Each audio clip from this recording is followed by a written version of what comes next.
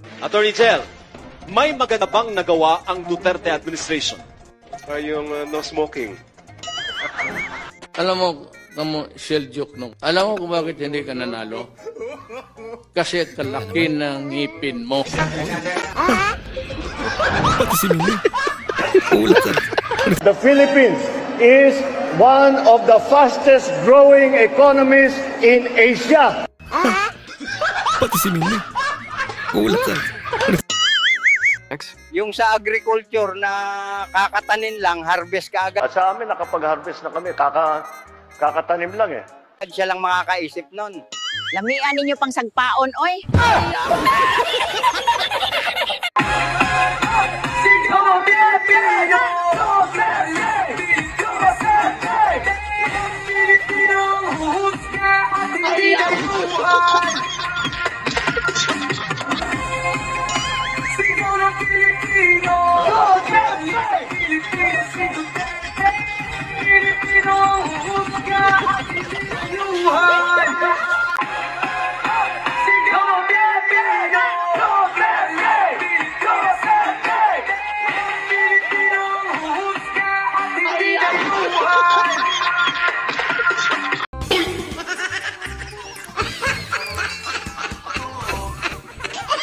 Alright, welcome back to my channel. How is your life mga guys? At eto na nga ang ating part 16 mga guys dito sa Little Digong series. Naku po, shout out again dyan kay Ma'am Sarah B.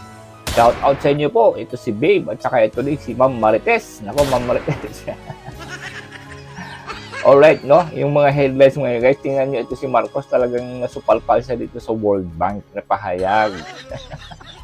Ang yabang nila, pati itong si Castro, di ba? Ang yabang nila na malakas na daw ang ekonomiya mga guys. Kaya supalpal ito sila sa World Bank.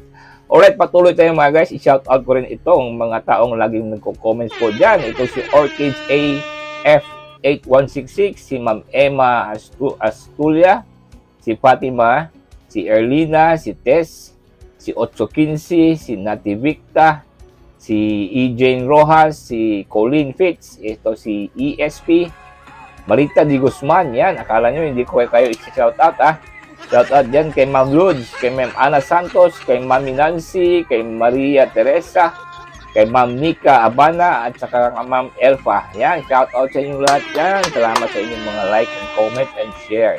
Kaya ngayon, papatawa ko na naman kayo, handa na kayo? Alright, Tatay Jigs, pasok! Ang Pangulo ng Republika ng Pilipinas,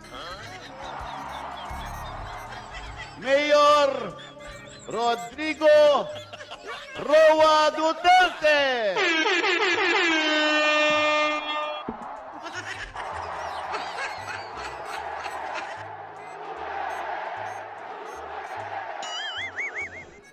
Kayong mga kriminal, huwag kayong mag-standby dyan.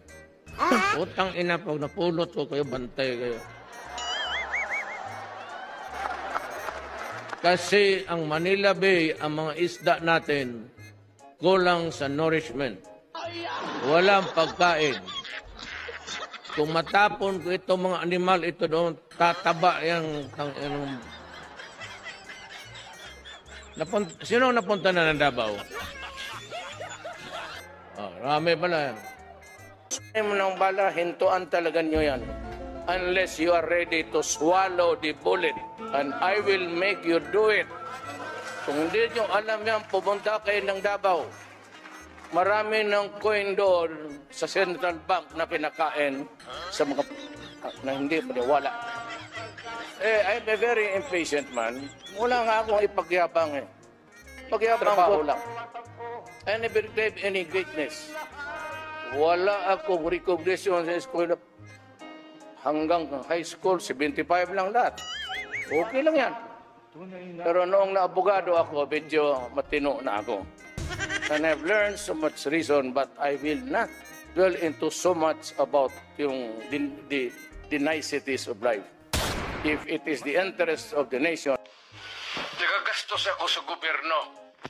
Bakit ako magbubuhay sa mga Hindi ko yung pera na ipapakain ko dyan sa preso, ibigay ko na lang doon sa mga tao dyan sa walang bigat. So mas okay Walang pong trabaho. patayin sila kesa ipreso sila. Pakialam dyan sa kriminal, ma'am. So thank you for making that of record. Pakialam sa kriminal kung saan silang impernong gusto nilang pumunta. Yes, Mr. Yun ang Chair. gusto nilang mangyari. Doon sila sa impyerno at doon tayo magkita. Well, Mr. Chair, wala namang jurisdiction ng Senado sa impyerno. Dito lang sa bansa natin pwede tayo mag-investigate. Doon tayo pupunta. Well, wala po akong ambisyon pumuntang impyerno pa. Pero Mr. Chair, ito lang ako.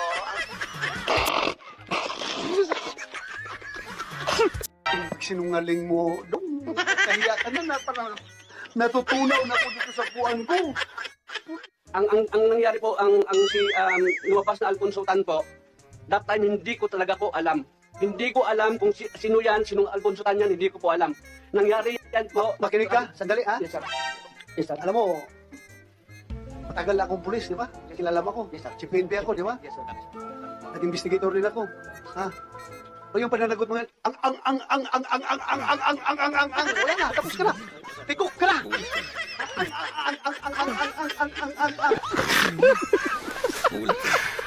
Sabi ko doon sa mga kasama ko kasi nahuli na dumating yung mga kasama ko eh. Nung nabasa ko yung program na may best dress, sabi ko pakisabi dalhan ako ng Filipiniana.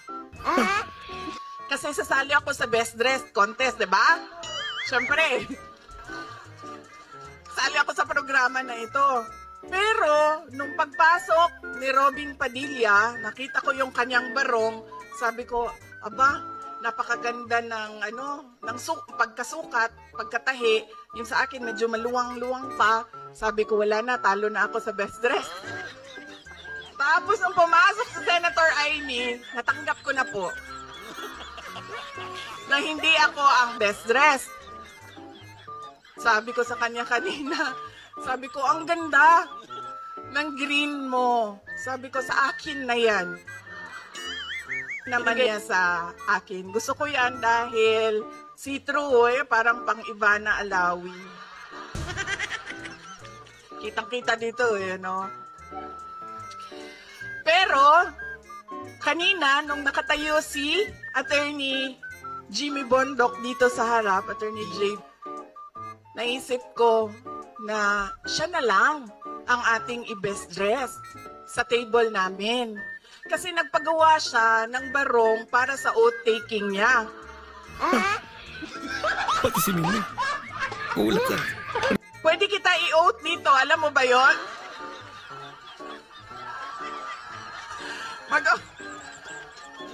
Pwede ko i-administer yung oath mo.